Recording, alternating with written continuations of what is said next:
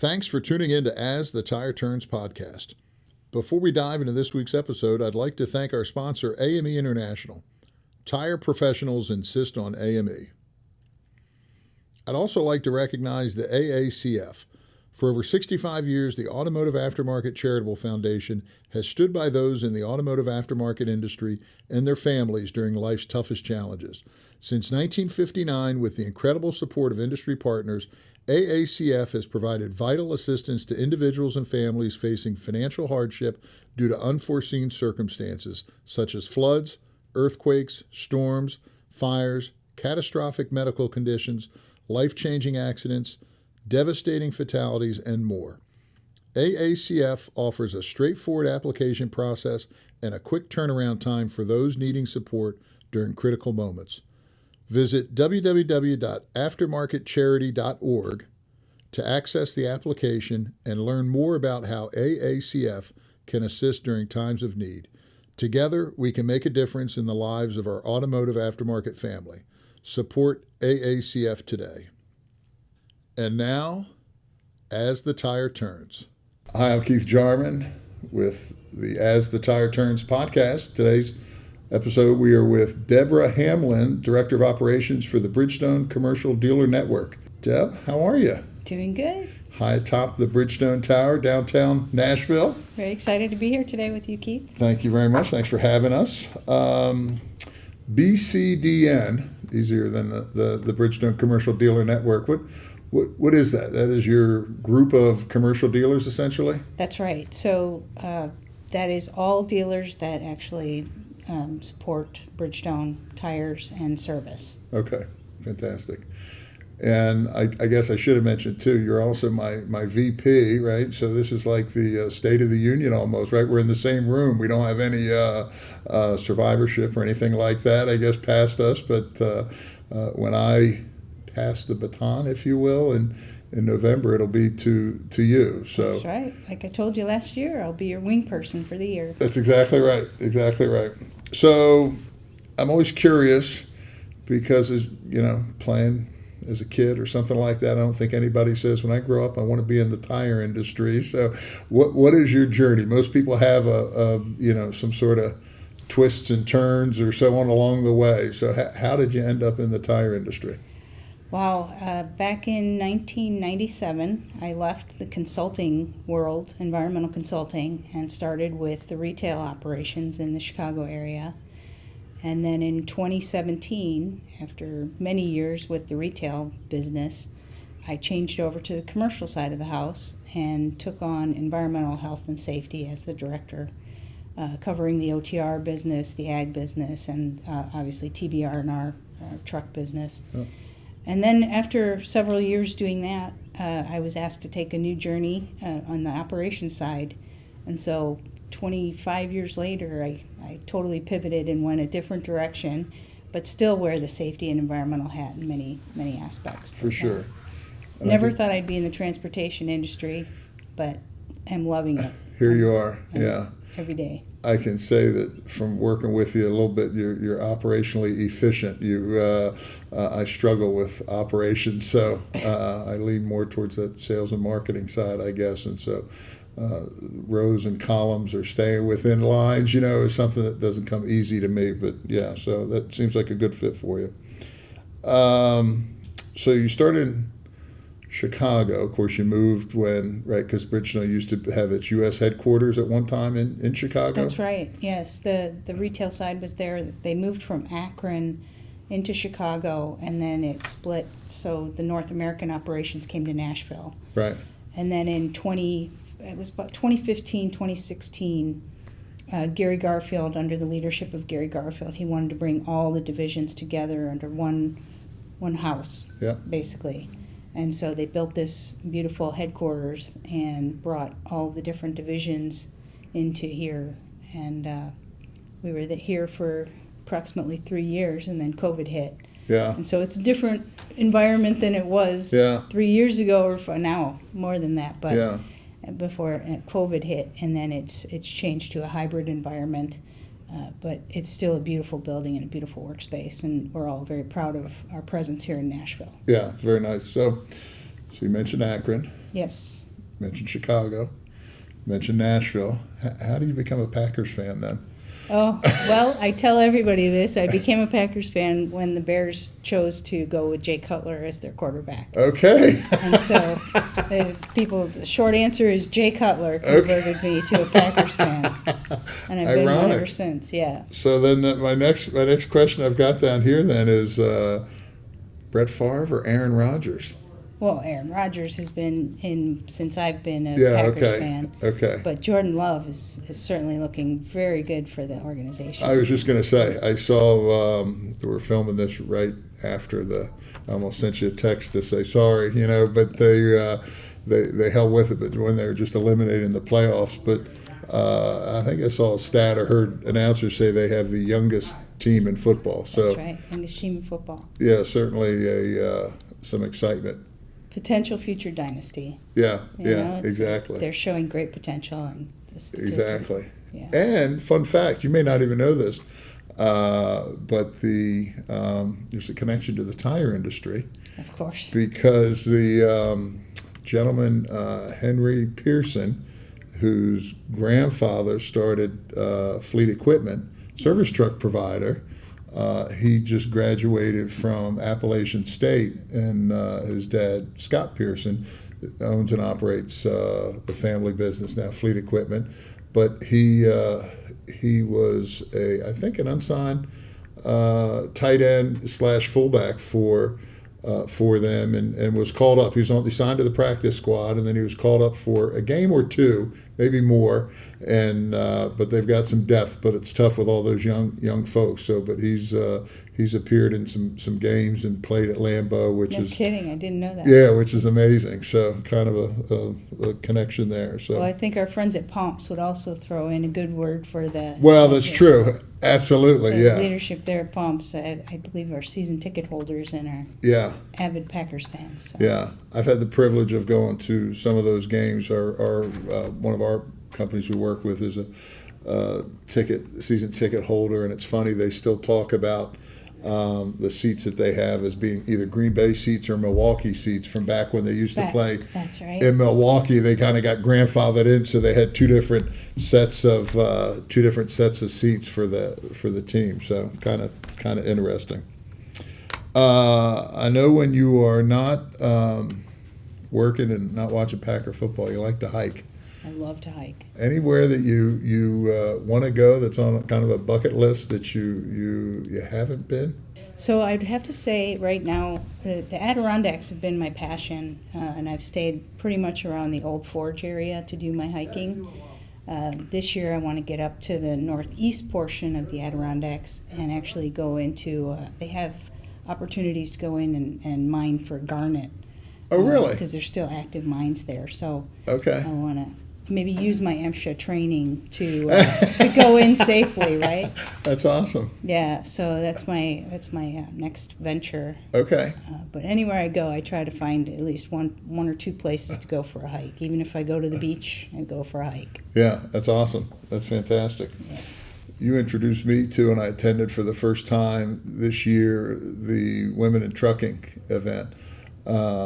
Which is, I don't know, is it held each year in Dallas or does it move around? The Accelerate Conference has been the last 3 years in Dallas, and they're going to continue going to the Hilton Anatole in Dallas, primarily because of space. Okay. It's right on the edge of needing more space, but not yet quite needing that much space. Big for a convention, convention, yeah. So, I was impressed with it, unsure what to expect, and the enthusiasm, the excitement, and just again looking at it from a different perspective. But I don't know, is there anything specific that you found from Bridgestone's an exhibitor and attendee at the event, and but you personally that you've pulled from that conference? Just an amazing organization, and the support and mentorship that they offer for women in transportation in general is amazing. And then the Accelerate Conference is just the highlight of the year, I would say, along with the other things that you can do. But I think it provides a development opportunity, a kinship with both allies as well as attendees.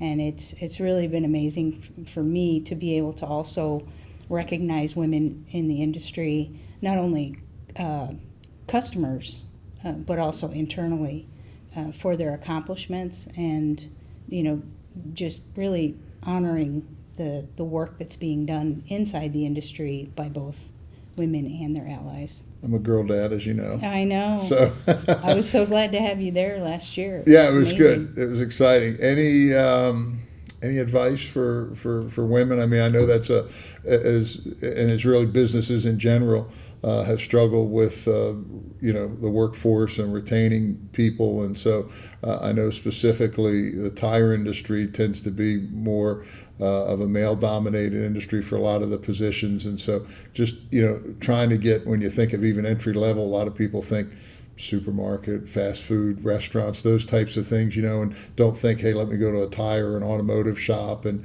so on. So, the fact that most places probably would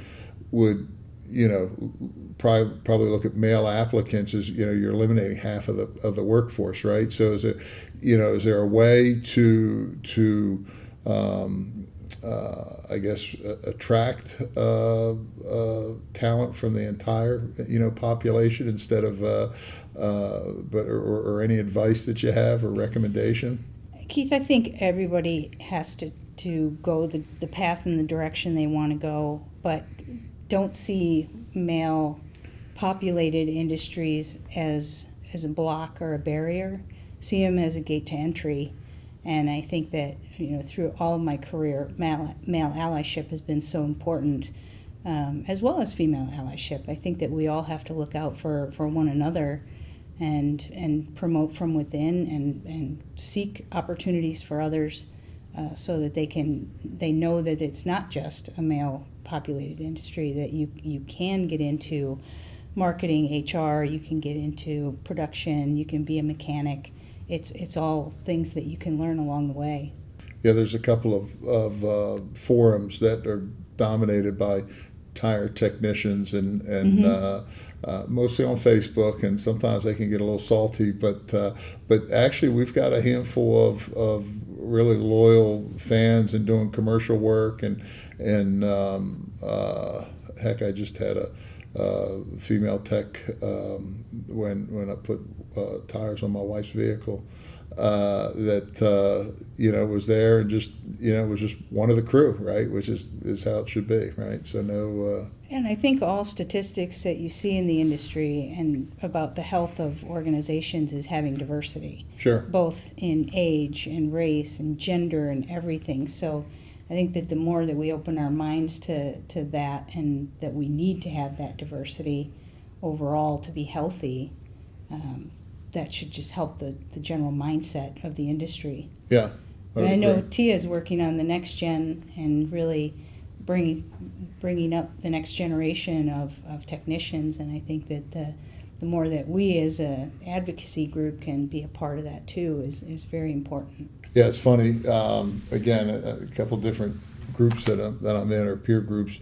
I have to remind people sometimes that millennial is not a 4-letter word, right? Because so many people, right, there's a stereotype, I think, of, oh, well, they want this or they want that, job hop and so on. But to your point, that next generation, things evolve, right? My generation did things differently from the generation before, right? And it's evolution, and that's a good thing, and change and so on. But I don't know if you want to mention anything specific about some of the challenges there, or I know that is an up and coming. It's probably where the most excitement is, or there's a lot of excitement with respect to TIA. Is that Next Gen Council and so on? But anything you want to mention specifically about some of what they're trying to accomplish? Oh, I think we have a lot in front of us and a lot of challenges as far as creating that holistic picture of what it is to be part of the transportation industry as a whole. So just really building some programs for recognition and accomplishments, and really seeking to identify those next gen players in the industry and celebrating their successes. I mean, we're seeing a whole part of the industry is talking about our wellness, our overall wellness, and belonging to something bigger And I think that's something we learned during the pandemic, is that we need to look at things differently. It's not just a job from 9 to 5 anymore. It's not just, it has to be more than just a job, and there has to be more impetus behind all of that. And so I think there's good things to come from that next gen, and then identifying those populations that we haven't tapped into to attract and retain that talent. I would agree. It's a good point. About 20% of our workforce is fully remote now, and some of those positions are ones that, pre-pandemic, we would not have said, well, that can't be remote, that has to be in office. And we learned so much. We've learned a different way of doing things, and forced ourselves to become efficient. Even some of our customers previously, we would not have thought about entertaining having a Zoom call or a Teams call or something, because it would seem like maybe they weren't worth us going there and traveling and so on. But now, once everybody was forced, and then once the tire industry sometimes I feel lags a little bit in technology and so on. But I think once people recognized that, they thought to themselves, hey, this is why weren't we doing this before, right? And so it's definitely changed. Talking about technology, you guys are certainly a leading force, being in a global 500 company and so on. We had some people who just recently attended the Consumer Electronics Show in Las Vegas, and a few people questioned, like, what? We're about as low tech as you can get. What's the reason we'd have somebody at that show? And I thought, well, if you think back 15, 20 years ago, right, the companies that were there were making names, were the Google and Microsoft, maybe BlackBerry, right? Whomever, right? And now the past few years, I remember Delta Airlines was a keynote speaker. We talked about John Deere, right, being there. I think Bridgestone exhibits at that event. Yes. And so, I don't know, is there anything that you can talk about? I know you guys had purchased a telematics company, and, it all revolves around transportation, but anything at the forefront that you can say specifically about, Bridgestone and some of the technological advances? Every product that we have is becoming smart, right? That's right. And I think that part of the strategy that Bridgestone is taking is we are at the core, at the center, a tire and rubber company. And then the next helix up is the mobility solutions, so providing a total fleet care solution for our customers. We can't do that just on a tire platform alone. So right. We've got to strategically go out there and either partner or purchase or work with them to come up with those solutions to be that holistic company. I think that you have to do that in order to be competitive in the next 3, 6, 9 years, with sustainability being at the forefront of all of it. Sure. How do we become more sustainable for our customers and for the partners that we're in business with? Right. So I think that those strategies, like you pointed out, include telematics, include web solutions, so that it's easy to do business with. And I think that if we can't do that, it will be to our detriment. And Sure. I think they're strategically they're making those decisions along the way. Sure. But proud to be part of the revolution from, to go towards a solutions-based company. It's exciting. Yeah. Because to your point, I think that the tire industry, they think about it as, just something like a dentist you have to do. Right? Yeah. You have to get new tires, and so it's not exciting. Well, if we can create that whole solutions package for our customers, I think that it's just important to do, and it's the right thing to do, and the right investments to make for the future of the company. Switching gears to Tire Industry Association, jokingly, so I'm already on my way to becoming the lame duck, and I'm still early in my tenure, but past presidents have told me, Keith, it goes by quickly, and I will say it would appear to be racing by, and so before you know it, you'll have the press reaching out to you, and even some of the staff looking to see what some of your goals are. And so I don't have to scoop anything or have any breaking news here, but is there anything loosely that you'd want to say that you're looking or hope to accomplish? You know, the bad thing about rising up through the ranks is you also work yourself out of the board, right? You know, and That's right. I mean, it's inevitable. So you serve and then serve one more year as past president, and then you make room for somebody else, which is also a good thing. But anything specifically that you want to comment on during your time on the board, or achievements, or something you're looking to do before you pass the I would say, without knowing where we're going to take the Next Gen Council, would be to further that, advance that along more, especially recognition programs, maybe even something for strictly women focused. Sure. Possibly in that line. But optimizing some things that I think we haven't done. One of the best things that we did over the last year was to have that onboarding process for our new board members. Yep. And I tell the story a lot, that the first board meeting that I walked in on, I had been taking over somebody's 2-year term because they left the industry, and I had no idea what to expect, how to behave. And my first time on a board, I had no idea what the bylaws were until many months after. Yeah. So I think that if we can make the experience, it'll be easier to recruit new people to the board, if we make those processes optimal and standardize them. I would agree. I would love to take credit for that, but that was not my brainchild. I'm sure that was staff and or the new leadership. But nonetheless, I agree. It's one of those things when you hear it and you think, why were we doing that all along? Yeah. And so, and actually, I think they've tweaked even that, right? They're going to do it a little bit sooner after elections and so on. Great. Yeah, I do as well. It's a great organization to get involved in. I don't think that as many people know about it as should. Yep. So the more that we can promote from within, we can recruit people to step forward and take those responsibilities. Sure. The better we're going to be going forward.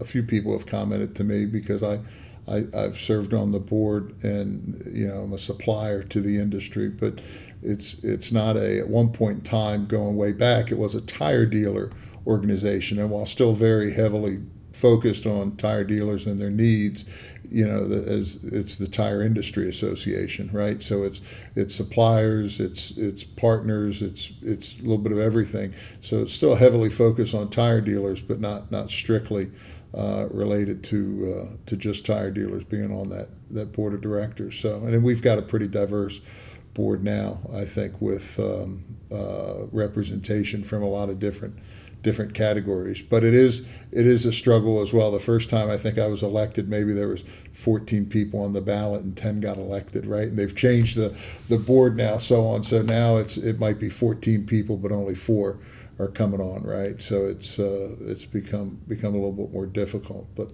well, I think it's important to not limit it just to tire dealers, because just like, and I go back to women in trucking. It's not just women in trucking, it's women in transportation. Yeah. It's logistics. It's ensuring that you have a diverse culture that supports the industry, advocates for the industry, and is impacted by the industry. Yeah. Should have a voice at the table. Yeah, I agree. All right. Any final thoughts that you have or anything you want to cover? I know I come in a little bit blind, and so none of this was scripted. It's really off the cuff, just meant to be a conversation with the people who have helped me either get to this point, or that I see as maybe the movers and shakers, if you will, or helping to frame the industry and people to kind of be on the lookout and get to know. And also sometimes, right, not that any of us are unapproachable, but you see stuff in the press or in the magazines and people really don't know. So my hope with this podcast was to show a little bit of personality and so on for the people that make up our great industry. So is there anything you'd like to add on? I appreciate the opportunity to be a part of it and to share a little bit about myself and what we're doing together, and honored to have been part of it. So thank you. You're very welcome. Thank you for your time, and thank you for this allowing us into the. I always get excited coming into the Bridgestone Tower just because it is a gorgeous facility and beautiful views of Nashville, even if it's chilly outside. Well, you're welcome here anytime. All right, I appreciate it. Thank you, Deb. Thank you. Thanks for listening to As the Tire Turns. Tune in next week when we sit down with guest Dick Gust from the Tire Industry Association.